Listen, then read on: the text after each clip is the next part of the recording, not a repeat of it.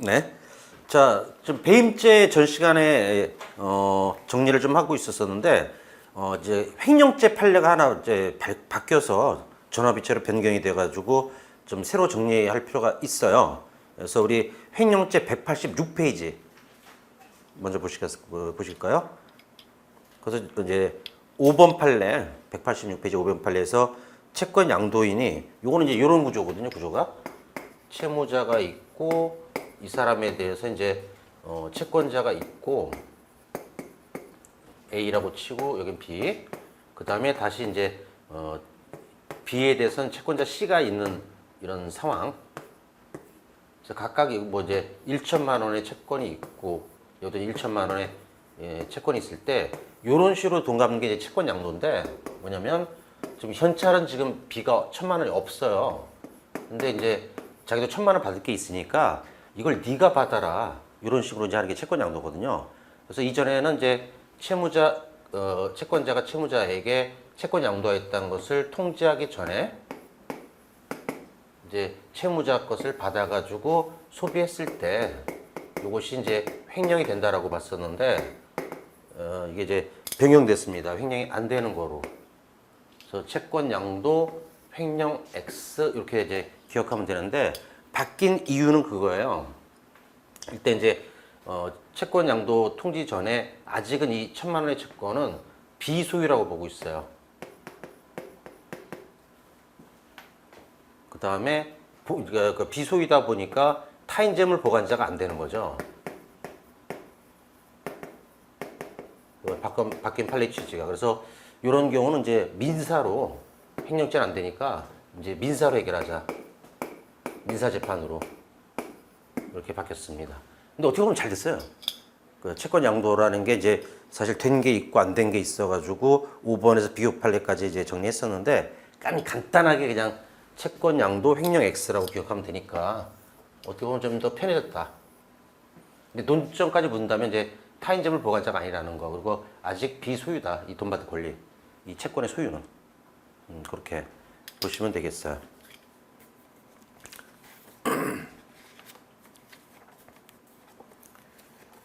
자, 그럼 다시 아까 이제 배임죄 우리가 좀 진도 나가고 있었는데 217페이지 217페이지에서 등기협력상호 배임이라고 요거는 이제 아직 그 등기협력은 이제 타인 사무자라고 볼 수 있다라고 했었고 그래서 1번 매도인이 부동산을 매도하고 매수인으로부터 계약금과 중도금을 수령한 후 중도금 이제 제1매수인한테 받으면은 해약의 자유가 사라진다고 그랬었어요. 그 다음에 제3자에게 담보조로 가등기를 해줬다. 이것도 이제 이중매매랑 비슷한 구조로 봅니다. 따라서 이제 등기협력상호 배신이 되고 2번은 매매는 아니고 전세예요, 전세. 왜 전세권도 물건이거든요. 전세는. 그 다음에 이제 담보 물건, 저당권도 물건이니까 그 둘의 관계는 어떻게 되는지 아시죠? 물건끼리는 시간 순서에 따른다는 거. 예, 그게 이제 있는데, 그래서 2번 피해자 주택에 대한 전세권 설정 계약을 맺고, 그래서 전세금의 중도까지 받았고도 임의로 타인에게 저당권 설정되기를 했다. 요거는 이제 어떻게 보면 이제 저당권이 먼저 앞서서 이제 들어오니까 전세권자가 나중에 전세금 받기가 좀 어려울 거예요. 이런 경우도 이제 전세도 등기를 하니까 등기협력상호 배신이 됩니다. 전세는 등기해요. 이제 물론 이제 안 하는 것도 있는데 채권 전세라고 근데 대부분 액수가 크니까 합니다. 그래서 이건 이제 등기협력상호 배신으로 되고 산업 스파이 배임도 쉬워요. 산업 스파이가 빼돌리는 게 사실 이제 영업 정보이거나 또는 뭐 영업상 이제 주요 자산 근데 주로 정보예요, 주로. 근데 이런 건데 요거는 이제 이익으로 보는 거죠. 정보나 이런 거는. 그래서 산업 스파이가 이제 경쟁사에다가 회사의 이제 어떤 기밀 이런 걸 이제 빼돌리거나 이런 걸 떠올리시면 이제 그 본인 일 시키는 회사 배신성이 있고 타인 사무 처리자가 그다음에 그걸 갖다가 경쟁사에 이제 정보라는 이익을 주는 구조로 나타나서 배임죄가 될 수 있는 것이고요. 자, 그래서 보면은 이제 산업 스파이 배임 그 부부 등산할 때 그 순서대로 좀 하고 있는 거예요. 산업 스파이 배임은 회사 직원이 경쟁업체에 유출하거나 스스로의 이익을 위하여 이용할 목적으로 회사 자료를 무단으로 반출한 경우에, 그래서 다른 데 넘기려고 아니면 제가 이용하려고, 그래서 반출 시에 기수가 된다는 기수 시점도 알아두세요. 그것을 이제 회사 밖으로 빼돌릴 때 기수가 된다. 또 그 자료가 영업 비밀에 해당하지 아니하더라도 불특정 다수인에게 공개되지 있지 아니해서 그 자료의 보유자가 어떤 시간, 노력, 비용을 들인 것으로서 어떤 경쟁상의 이익을 얻을 수 있는 정도의 영업상 주요 자산이라면, 요거 영업 비밀까지는 아니더라도, 뭐 비밀도 당연히 되지만 요게 아니더라도 주요 자산 정도까지만 되더라도 이제 이 배임죄 성립할 수 있다라는 거. 그 다음에 2번도 그러네요. 영업 비밀을 유출하지 않기로 서약한 직원이 돈 받고 역시 영업 비밀을 팔아넘겼네요. 이것도 이제 산업스파이 배임죄가 될 수 있고, 그 다음에 비교 판례는 업무상 배임죄 실행으로 인하여 이익을 얻게 되는 수익자 또는 그와 밀접한 관련이 있는 제3자를 배임죄 실행행위자 공동정보로 인정하기 위해서는 이제 실행행위자의 행위가 피해자 본인에 대한 배임행위에 대한 것을 알면서 소극적으로 취득한 건 부족하고, 그럼 어떻게 해야 공동정보가 될까요? 적극가담, 알면서 뭐 이제 주도하는 교사하거나 이제 그런 전 과정에 관여하는 등으로 적가담할 것을 필요로 한다. 그 다음 문장. 회사 직원이 영업 비밀을 경쟁업체에 유출하거나 스스로 이익으로 해서 이용할 목적으로 반출한 때, 아까 반출한 때 기수가 된다 그랬잖아요. 그래서 얘도 계속 보면 아니잖아. 기수가 되면 이제 종료됐겠지. 그 다음에 그러면 경쟁업체가 그걸 취득하지 않겠습니까? 산업 정보를, 정보를. 그러면 이제 기수가 된다면은 이제 공동정보가 될 수 있어 없어? 없죠. 그래서 공동정보가 될 수가 없다라는 거. 그다음에 이제 3번은 어떤 사안이냐면, 아까 왜 반출, 그 회사 밖으로 반출할 때 기수가 되는데 이런 경우도 있단 말이에요. 처음부터 이제 그걸 딴 데 팔아먹으려고 영업 정보를 빼돌린 게 아니라 연구하려고 이제 연구원이 자기 집에 정보를 가져가고 있는 거야. 그래서 그 연구하고 그러다가 어느 날 저기 경쟁업체에서 이제 유혹을 한 거지, 돈으로. 우리 쪽에 넘겨라. 그래서 이제 영업 비밀이 이미 밖에 나와 있는 상태고, 근데 그때는 이제 배임 고의가 없지. 연구하려고 가져가 나간 거니까. 그때는 이제 퇴사하면 퇴사 시에 기수가 된다는 거. 그것도 이제 알아두고, 그게 3번. 그 다음에 4번도 이제 회사 직원이 퇴사하면은 영업 비밀을 폐기해야 되는데 폐기하지 않고 보관하다가 반출했다. 반출 시 이것도 기수가 될 것이고. 그래서 비교 판례는 퇴사한 회사 직원은 더 이상 업무상 배임죄에서 타인 사무를 처리하는 지위에 있다고 볼 수 없고, 퇴사한 사람은, 그렇죠, 타인 사무자가 아니죠. 회사 퇴사했으면. 그 다음에 위와 같이 반환하거나 폐기하지 아니한 영업 비밀 등을 경쟁업체에 유출하거나 스스로 이익을 위해서 이용하더라도 이는 이미 성립한 업무상 배임의 실행행위에 지나지 아니하므로 따로 업무상 배임죄를 구성하지 않을 죄는 없다. 이건 이죄가 되는 게 아니라 일죄라는 얘기예요. 이게 무슨 얘기냐면, 그러니까 먼저 영업 비밀 아까처럼 연구하려고 가지고 나가서 연구하다가 경쟁사의 유혹으로 이제 그 영업 비밀을 갖다가 이제 연구하다가 퇴사한 거야. 그때 이미 기소가 됐잖아. 기소가 되고 범죄는 이제 끝났단 말이야. 그 다음에 이거를 갖다가 이렇게 넘기더라도 또 배임이 되는 건 아니다라는 얘기죠. 그냥 일죄. 이미 기소가 되고 끝났으니까. 그다음에 5번은 그 앞에 있었던 내용들이 다 지금 한 판례에 쫙 모여져 있는 어떻게 보면 이제 판례예요. 5번 같은 경우는 업무상 배임죄 유체는 타인사무 처리 지위에 있어야 되는 거 맞고, 진정 신분범이죠. 타인사무자. 그다음에 재직 중에 영업비밀 또는 주요 자산을 경쟁업체에 유출하거나 스스로 이익을 위해서 이용할 목적으로 무단 반출했다면은 그때는 이제 반출 시에 기수가 된다. 이건 앞에도 나왔죠. 그다음에 또한 회사 직원 영업비밀 등을 적법하게 반출해서, 이거 적법하게 반출했다는 얘기는 연구하러 가지고 나간 거야. 그런 상태에서 이제 그 반출 행위가 배임죄 되지 않는 경우라 하더라도 퇴사 시에 그거를 반환 폐기 의무가 있음에도 경쟁사에 넘기려고 반환 폐기하지 않았다면, 이때는 이제 이미 가지고 나간 상태였으니까 이때는 배임 고의가 없었고 퇴사 시, 그렇죠, 그때가 된다. 그 다음 문장이 또 나와요. 그러나 회사 직원이 퇴사한 후에는 특별한 사정이 없는 한 더 이상 배임죄 타인사무자가 아니니까 이와 같이 반환하거나 폐기하지 않은 영업비밀을 경쟁업체에 유출하거나, 퇴사한 다음에 넘긴 거야 이제. 그때는 이제 부정경쟁 방지법이라는 특별법이 있는데 그거는 또 이제 추가될지 몰라도 배임죄가 또 되는 건 아니다라는 이야기입니다. 이거는 이제 앞에 있던 판례를 한번 이제 한 문장으로 쭉 모아놓은 거예요. 그냥 한꺼번에 정리해보라고. 기타 배임죄 들어갑니다. 그래서 산업 스파이 배임은 그 기수시 중요해요. 기수시기. 그래서 반출시, 퇴사시 두 가지 경우 있다라는 거. 그리고 이제 이미 기수가 된 다음에 그 정보를 사는 사람은 공동정범아이라는 거. 이미 기수가 되고 끝났으니까 그게 이제 제일 중요합니다. 기타 배임죄에서는 1번은 뭐냐면 저 프랜차이즈 회사 최근에 왜 카페 그 준경 교수님이 처음에 제가 이제 그 이전에 굉장히 경제적으로 힘들 때 많이 도와주셨어요. 제 카페 회원이셨고 또 사는 동네도 그 당시 상도동 살 때 걸어갈 수 있는 위치였어요. 예. 그리고 참고로 이제 그분 부군께서는 지금 저기 사업시험 패스해가지고 군법무관으로 있고 좀 소령이에요. 예.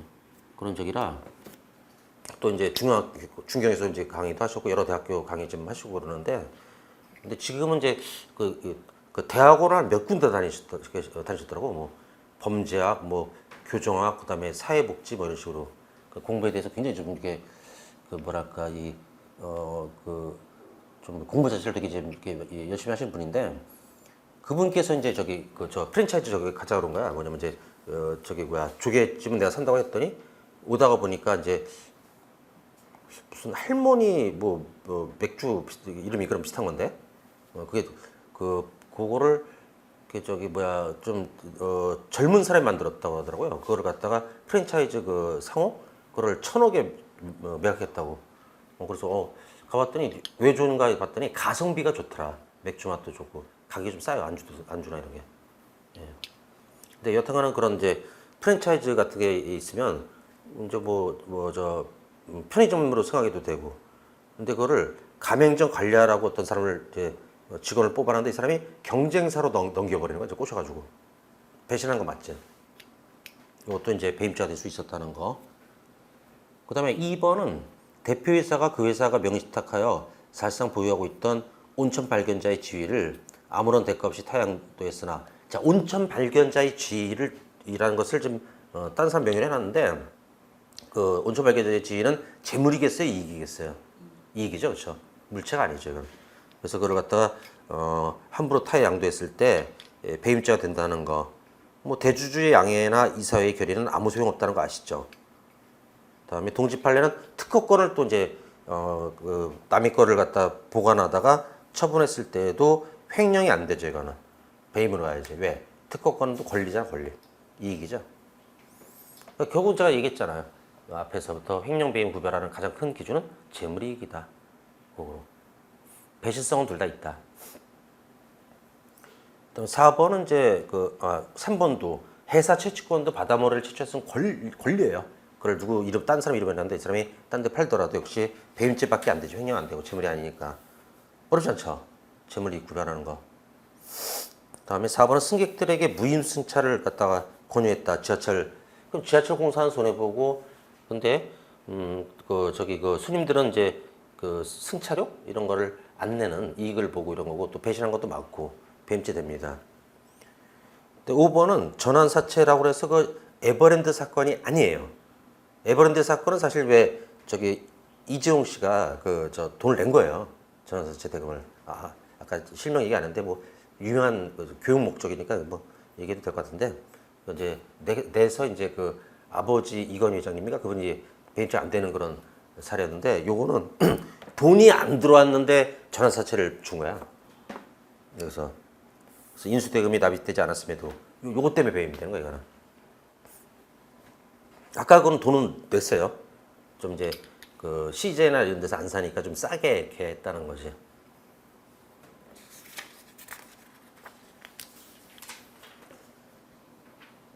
다음에 6번 같은 경우에 거기서 굵은글씨부터 보면 돼요. 채무자가 차용 원리금 돈 빌린 거 원금하고 이자 그거를 이제 변제공탁이란 말은 뭐냐면 이제 이런 경우에요. 약간 좀 어떻게 보면 재밌고 무서울 수도 있는 얘기인데 왜 사채업자 있잖아. 이자가 좀 센 이 사람들한테 이제 돈 빌리고 이자를 내려가면 가끔 이 사람들이 사라져요. 왜 그럴 것 같아요? 그렇죠. 그 연체 이자 받으려고 이런.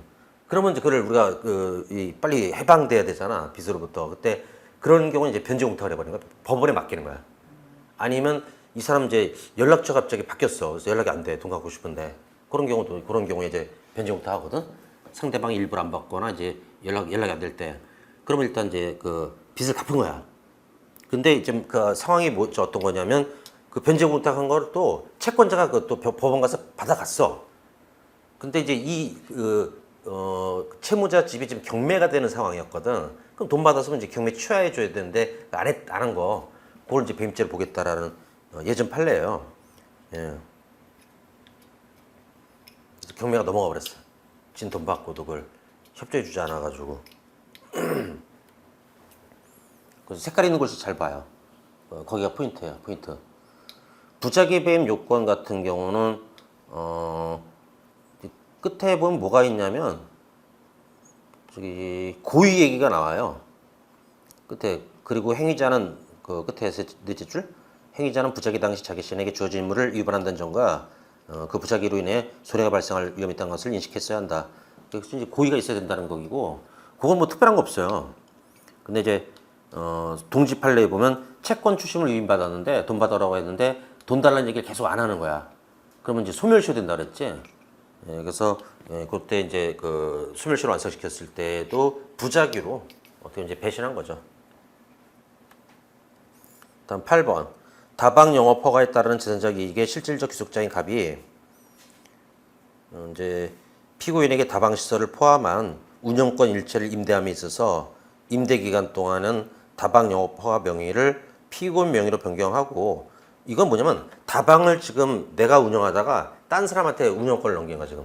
네가 운영해라. 네 이름으로 해놓고 대신에 이제 내가 양도한 임대 기간이 끝나면 다시 이제 내 이름으로 아니면 내가 딴 사람한테 또 그걸 임대해 줄 테니까 그 사람 이름으로 좀 바꿔주세요라고 했는데 그걸 이제 임대 기간이 끝났음에도 불구하고 그 명의를 안 바꿔준 거 그게 이제 배임죄가 됐었어요. 그리고 끝에는 영업허가 명의는 이것도 역시 재물이 아니니까 횡령이 안 돼요라는 거고.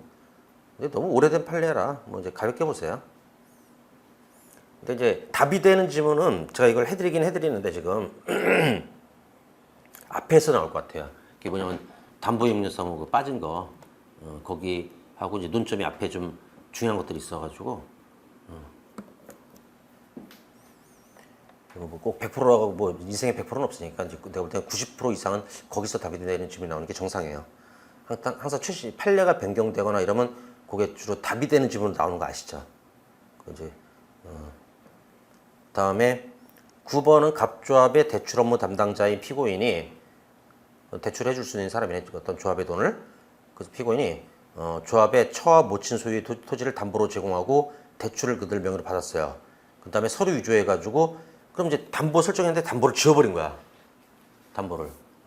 그랬을 때에도 이제 그러면 이제 그 조합은 손해보죠. 담보가 없어졌으니까. 그런 경우도 이제 조합을 배신한 배임죄를 볼 수 있겠다라는 거고 10번은 신용협동조합의 이사장 갑이 자기 부동산을 조합에다 판 거야. 근데 이거는 살 필요 없었던 땅이었어 이게. 그래가지고 그러면 회사는 이제 그 유동성이라는 게 뭐냐면 현금이 많으면 유동성이 좋다고 얘기해요. 이거는 돈을 이제 수시로 누구한테 줬다 줄 수도 있고 그런 거잖아. 근데 땅은 어떻게 유동성이 떨어지지 이게 금방 현금화되지 않으니까. 그리고 더 중요한 거는 이 조합에서는 필요 없는 땅이었어요 사실은. 지 땅 팔아먹은 거예요. 역시 이것도 넓게 봐서는 부정지출에 들어가요. 11번은 뭐냐면 약간 이제 추상적인 논점인데 부동산에 처분금지 가처분을 받았어요. 만약에 제가 그 경린이가 땅을 갖고 있는데 거기다 소송해서 처분금지 가처분을 딱 내렸다. 안 팔려 이거 이 땅. 그럼 팔 수 없는 그런 상황이지. 근데 알고 봤더니 이제 그 다음에 문장에도 나와요. 이제 가처분이 된 부동산은 매매나 담보 제공에 있어서 불리할 수밖에 없다. 거의 안 팔려요. 가처분 걸려 있으면 불안해서 안 사.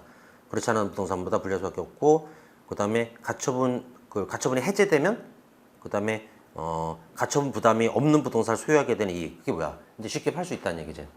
그런 이익을 고려하면은 그래서 가처분 권리자라는 것도 어떻게 보면 이제 이익이 된다.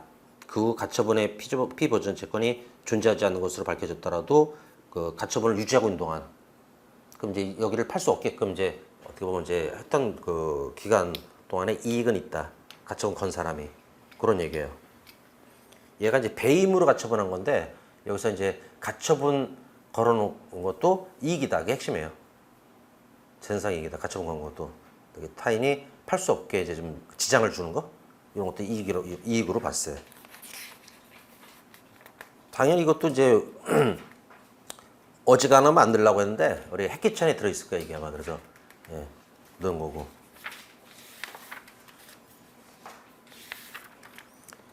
다음에 배임죄가 부정된 거. 자, 일단 제일 중요한 게 배임죄는 신분범이나 타인사무자여야 되잖아. 자기 사무면 안 되겠죠. 그게 일단 나옵니다. 그래서 1번은 피고인이 가백에서 부동산을 매수하면서 부동산을 좀 사고 있네요. 계약금을 지급하는 즉시 소유권 이전받되. 되게 특이한 거야. 계약금은 10% 겨우 낸 건데 등기부터 해달라. 이거는 내가 대출 받아서 줄게 좀 이 상황이거든. 그 다음에 이제 일정 기간 내에 담보를 대출받아 지급하고 건축허가를 받지 못하면 계약을 해지해서 원사 회복해 주겠다고 해놓고는 이제 딴 사람한테 근저당권 설정하고 그리고 돈은 안 줬거든. 돈 안 주는 건 저기잖아. 자기 사무. 그래서 부동산 매도인 측이 이중매매 배임이 되는 거지 매수인 측이 돈 안 주는 건 배임죄 안 돼요. 단 이제 제2 매수인이 적극 가담했을 때는 이제 그 매도인에 대한 공동점원이 될 수 있다라는 거고. 다음에 통지 판례. 같은 취지. 건설업자가 피해자들 소유의 토지 위에 다세대 주택을 신축해서 그중 일부를 피해자들에게 분양해 주기로 하면서 이건 뭐냐면 낡은 집을 가진 사람들한테 저기 그 땅 나한테 넘기고 내가 새 건물 지어서 줄게. 집 하나씩 줄게. 이런 상황이야 지금. 그 다음에 이제 그러면은 분양대금의 선지급 명목으로 토지 소유권 인정받은 후 이를 담보로 대출받은 돈을 임의로 사용했다. 이것은 이제 다세대 주택의 건설 목적 범위 내에서 대출금을 관리 사용해야 할 임무는 단순한 채무에 불과하지. 그 다음에 피해자들 돈을 보호가 이제 처리해주는 타인사무 처리자가 아니란 얘기예요. 그 다음에 아까 그러니까 이제 낡은 집에 집주인들이 있을 거 아니야. 그거를 내가 이제 건축하면 나는 건축 비용이 들겠지? 그러고 나서 이제 큰 건물을 지은 다음에 보통 집 한 채씩 줘요.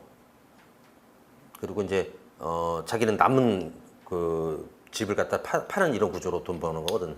이런 이제 분양회사나 이런 데는 주로. 근데 이거는 이제 분양대금의 선지급 명목으로 토지 소유권을 인정받았다. 그럼 선불로 땅을 받은 거야, 그냥 쉽게 해서. 너희 땅 주면 내가 헌 땅 주면 새 집 짓게 비우들면. 그러면 이 땅은 내게 됐잖아. 그걸 갖다가 내가 뭐 담보대출 받아서 쓰든 뭐 하든 그거는 이제 내 땅이니까 자기 사무 받을 수밖에 없는 거지.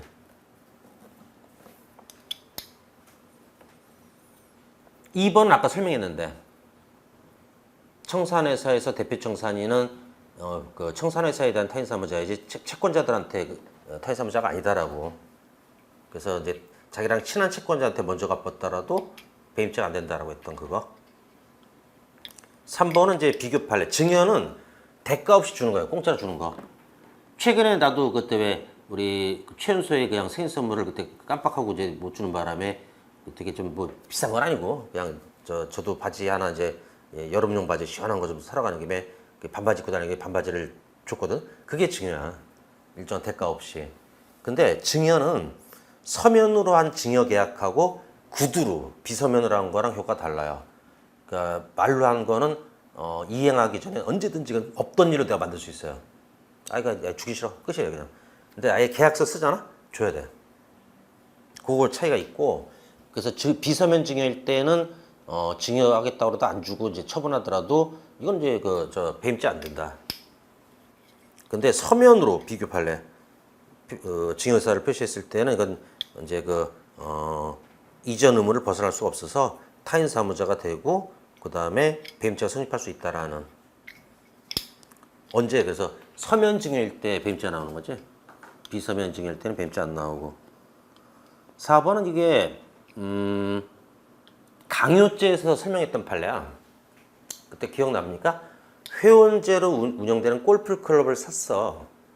근데 이제 그 골프 클럽을 샀는데 비싸게 샀는데 신규 회원이 안 들으면 돈이 안 들어오잖아 이제. 그래서 어떻게 꾀를 냈냐면 기존 회원들한테 돈을 다 받아내려는 거야 지금. 그래서 뭐라고 했냐면 앞으로 주말 예약권은 VIP한테만 주겠다라고. 이 사람들이 이제 항의하니까 왜 갑자기 정책 바꾸냐. 이 바뀐 것에 서명하지 않으면은 회원 자격을 박탈하겠다. 그럼 몇천만 원씩 손해 보거든. 그 울며 겨자 먹기로 그 협박 때문에 쓴 거야. 그래서 때 강요죄는 된다고. 근데 배임죄는 왜 안 될까? 골프 클럽 오너 이 사람이 이렇게 운영하든 저렇게 운영하든 그것은 자기 사무죠. 5번은 질권 설정자가 질권의 목적인 채권의 변제를 받은 경우에. 자, 이것도 앞에 되게 자세하게 나왔는데 그걸 여기서 여기 짧게 나온 여기서 그 부분 설명을 드릴게. 아니면 그걸 아예 볼까?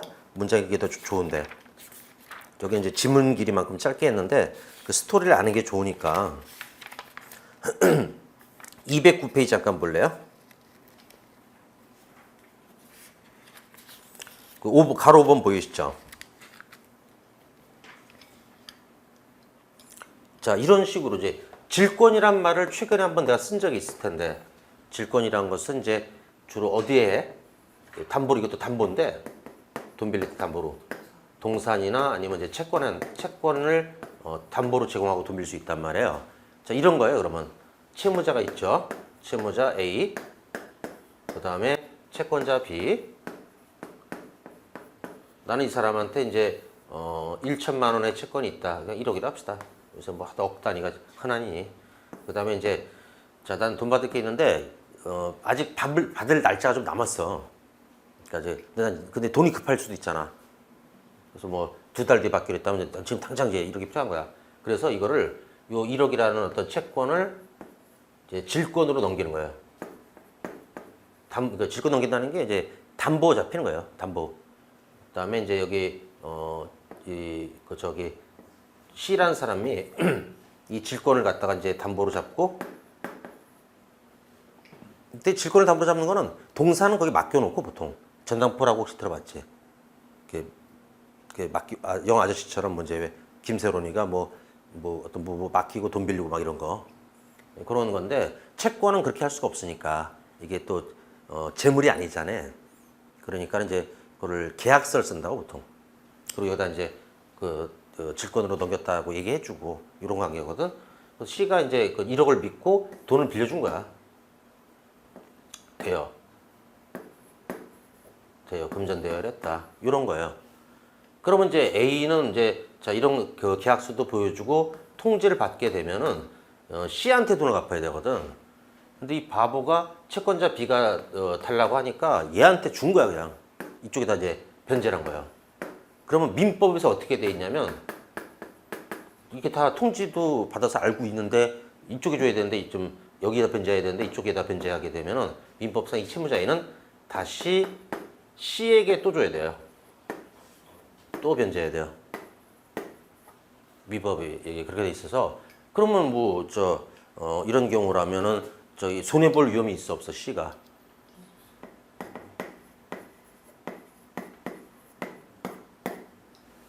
따라서 배임죄 안 된 거야.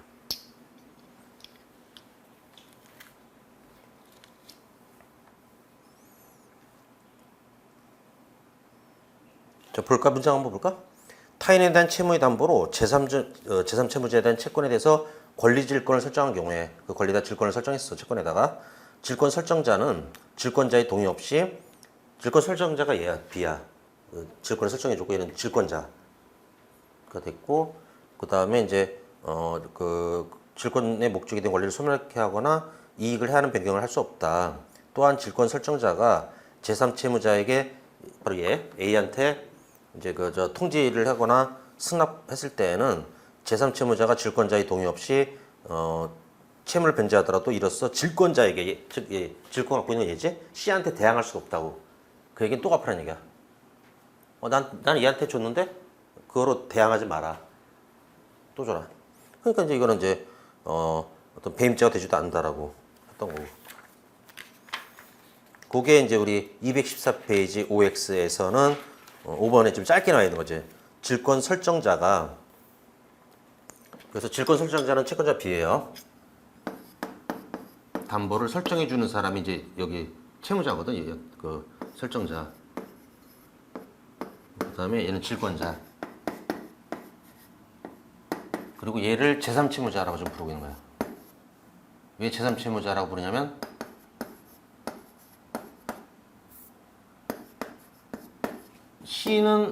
그러니까 B는 C한테는 채무자지. 돈 빌렸으니까, 그렇지? 얘한테 이걸 질권으로 그 담보 잡히고 돈 빌렸잖아. 그래서 여기를 또 제3채무자라고 그런 거라고. 얘는 이제 이쪽에 변제하더라도 원래 1, 2 줘야 되는데 뭐 대항 못한다. 또 줘야 된다 이런 얘기고. 그래서 설정자가 질권의 목적인 채권의 변제를 받은 경우에 질권자에 대한 관계에서 타인사무를 처리한 자로서 임무위반 행위를 하여 질권자에게 손해를 가하거나 손해유용을 초래했다고 볼 수 없음. 왜? 또 줘야 되니까. 다음에 6번. 피고인이 임차인각과 아파트에 관한 임대차 계약을 체결하면서 자신이 소유권을 취득하는 즉시 갑에게 알려서 갑이 전입신고를 하고 확정일자를 받아 1순위 재단권자 다음으로 대항력을 취득할 수 있도록 하기로 약정했는데, 요거 보면 이제 딱 금방 독해 안 되지. 지금 어떤 상황이냐면, 자, 이제 어떤 집이 하나 있어. 아파트. 그거를 이제 사면서 자기는, 그러니까 쉽게 얘기해서 투기용으로 사는 거야. 거기 들어가 살려고 하지 않고. 그러면서 어떻게 하냐면 이 집을 살면서 돈이 모자라니까 월세 들어갈 사람 미리 구한 거야, 지금. 보통 이런 상황이면 중개업자가 양쪽 다 이렇게 소개해 줘 버려요. 중개업자가. 그럼 이제 월세 보증금 있을 거 아니야. 예, 그거를 갖다가 이제 하고 이제 아직 나는 이 집을 사기 전에 미리 이제 약정을 한 거야.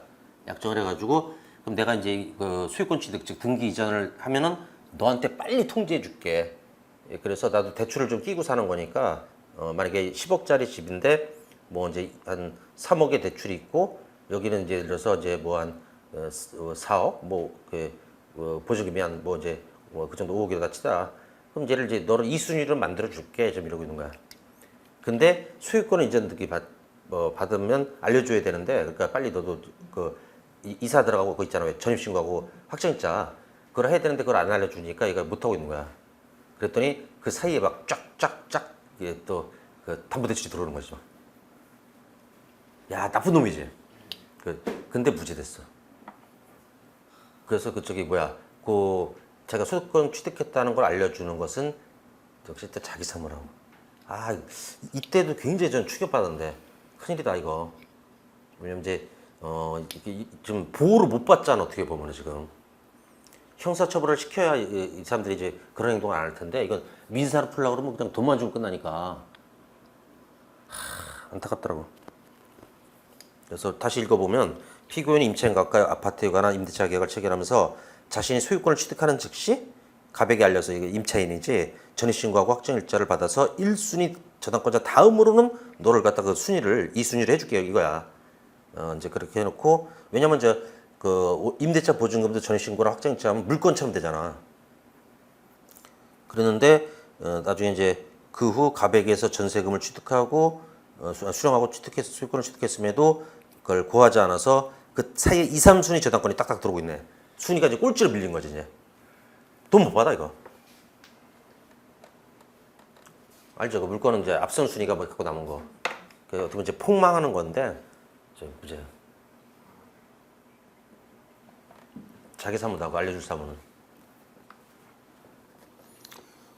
그러니까 지금 타인 사무 범위를 되게 줄이고 있어요 지금 추세가.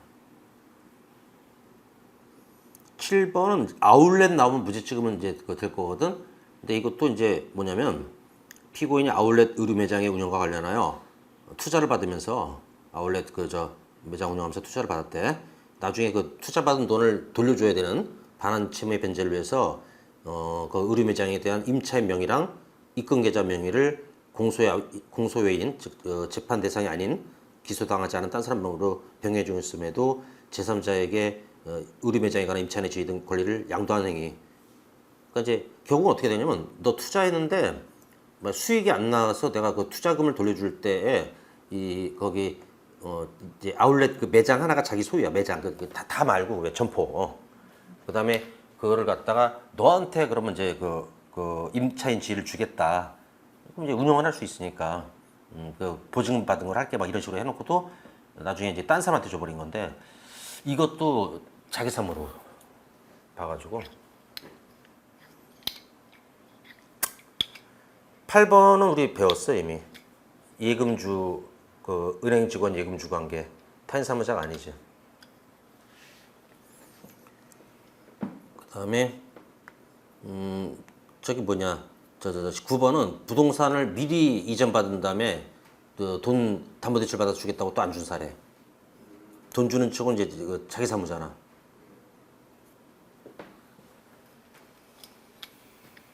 다음 배신성이 없는 거는 1번 아까 가장납입은 우리 배웠지. 무슨 죄만 되니? 상법상 가장납입자하고 공원부. 근데 지난주는 안 된다 그랬지. 그 회사에 대한 배신성이 없어. 사실은 회사 위에서 하는 거야 이거는. 외상 거래 좀 쉽게 하려고. 회사에 어떤 이제 그 자본금이 많은 것처럼 보이려고. 어차피 또 이제 빌린 돈 갚는 거는 저기 회사 청구 변제고. 2번도 이걸 처벌할 이유가 없어.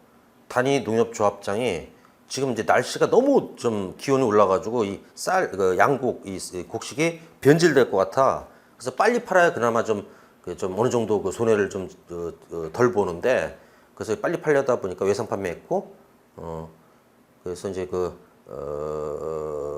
외상값이 나중에 뭐 제대로 안 들어온 모양이긴 하지 아마. 그랬을 때에도 이제 어떤 배임의 고의는 아니다 이거. 농협 챙기려고 그런 거지. 곡식도 이렇게 오래되거나 날씨가 되게 안 좋으면 이게 변질돼 버리거든. 상하거든. 3번 아까 미리 봤어. 어차피 못 받을 돈 그 대출해 줬는데 이미 거기가 망해가지고. 동지 판례는 이제 시험에는 거의 안 나오긴 하더라. 오히려 그 두 번째 동지 판례가 많이 나오고 신규 대출 받은 것처럼 서류 작성했으나 새로 신규 대출은 없다. 이런 경우 좀 어떤 거냐면, 그러니까 이제 은행이나 이런 데서 대출을 해줘. 그 다음에 이제 변제기가 이제 딱 됐는데 회사는 내가 볼 때 은행 직원이 볼 때도 전망은 좋아. 그때 이제 원금에다 이자가 좀 밀린 거야. 코로나 때문에 좀 이 회사가 좀 약간 정체돼 있지만 요거 코로나 풀리면 되게 잘 나가겠다 이런 생각이 좀 든다 치자. 그럴 때 어떻게 하는 방법이 있냐면 만약에 이제 원금 1억에다가 이자가 1,000만 원이다. 그걸 신용불량 만들면 이 회사는 이제 끝나잖아. 그럼 그것도 이제 자기들은 손해인 것 같은 거야. 그럴 때 차라리 돈을 여기서 이제 갚은 거로 처리하고 1억 1,000만 원을 오늘 대출해 주는 거라는 거야. 그럼 시간을 벌지. 신용불량 안 되고. 그렇게 하는 방법이 있거든. 그거는 이제 배임죄는 안 돼. 그래서 이제 어차피 지금 좀 신용불량 만들어봐야 여기가 좀 뭐 회사 돈이 없고 그러면 뺏을 게 거의 없거든. 근데 기회를 주는 거지 이제. 동지판례는 이제 그 스토리를 알아야 되기 때문에 좀 너무 길어 사실은. 그래서 시험 내기는 좀 어려울 것 같아요. 내면은 어느 정도 돼야 되냐면 영어 독해 박스 같은 게 하나 나와야 돼. 솔직히 얘기해서. 등기협력사무가 발생되지 않는 경우 내연의 처와의 불륜관계를 지속하는 대가로 이게 그러니까 좀 굉장한 재력가가 한 여성한테 네가 나의 세컨드가 되면은 빌딩 하나 주겠다 이렇게 한 거야. 그런 이제 계약을 하고, 근데 그런 계약을 뭐라고 그러냐면 반사회 질서의 계약이라고도 하고 강행 규정 위반이라고도 해요. 왜냐면 우리나라는 뭐 대부분 나라가 그렇듯이 중동하고 어디 빼고는 하여튼 일부 일처잖아. 그러니까 이제 헌법에 아예 거의 우리 이제 혼인 평등, 뭐 남녀 평등 이런 게 개념이 있기 때문에. 근데 이제 그거를 세컨드 뭐 이런 계약을 하는 것은 쉽게 하면 첫 계약인데 옛날에도 간통죄도 있었던 시절이고 이때는. 근데 이걸 갖다가 나중에 이 여자가 내연 관계 즉 세컨드 역할을 해주는데 성관계도 제공하고 나중에 빌딩 안 주니까 이제 소송한 거거든. 이게 배임죄 아니냐, 등기협력사무 배신이다라고 했는데 그거를 갖다가 배임죄로 처벌하면 내연관계나 첩관계를 어떻게 하라고 부추기는 게 되는 거야 이게. 그래서 그건 이제 안 된다는 거지. 그래서 이행할 필요가 없다. 여자분은 굉장히 좀 어떻게 보면 열받고 좀 손해보는 분노하는 상황이 되겠네.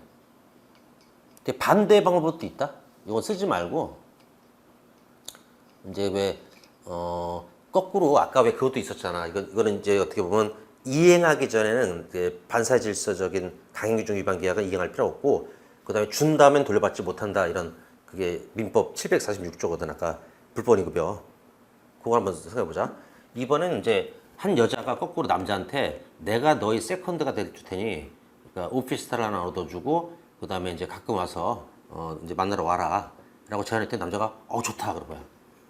그래가지고 이제 오피스텔도 얻어주고 저기 했는데 그러니까 이제 어떻게 보면 이제 비슷하지 스토리는 이제 그 남자가 이제 내연 본 처가 있어서 내연 관계라고 생각하고 그래서 이제 들어가려고 했더니 안 열어줘 갑자기 여자가. 그래서 아니 씨 나는 이제 오피스텔까지 사줬는데 왜 안 열어주냐라고 했더니 처음에는 이제 하려고 그랬는데 좀 네 얼굴 보니까 갑자기 생각이 바뀌었다. 너무 좀 내 타입이 아니다. 진짜 좀 이건 비유상에서 못하겠다라고 하잖아. 그러면 그 오피스텔 다시 돌려받을 수 있어 없어? 못 돌려받지. 불법임금 한 거니까 안 줘도 돼. 단 주의할 건 처음부터 그러려고 오피스텔을 사달라고 했던 거다 그러면 사기가 돼버리지. 근데 처음에는 응하려고 했는데 이게 좀 계속 그 얼굴 보니까 너무 이게 이게 비호감이고 이제 그 비유가 상한다. 그렇게 하면 이제 사기 고의도 아닌 거고 돌려받지도 안 줘도 되고. 그러니까 이제 이런 것도 있어 하여튼. 그렇다고 그 실행하러 다니지 말고. 워낙 많이 살면 이제 언제 어떻게 줄지 몰라. 하여튼 이게 묘하게 이렇게 돼 이게. 그러니까 뭐냐면 반사회적인 계약은 쉽게 해서 이행 전에 이행할 필요 없고 주면 못 받아. 그러니까 불법하는 놈들은 법이 도와주지 않겠다라는 취지야 이게. 다음에 손해발생 위험도 없는 경우 이건 잠깐 이제 쉬었다 보도록 합시다.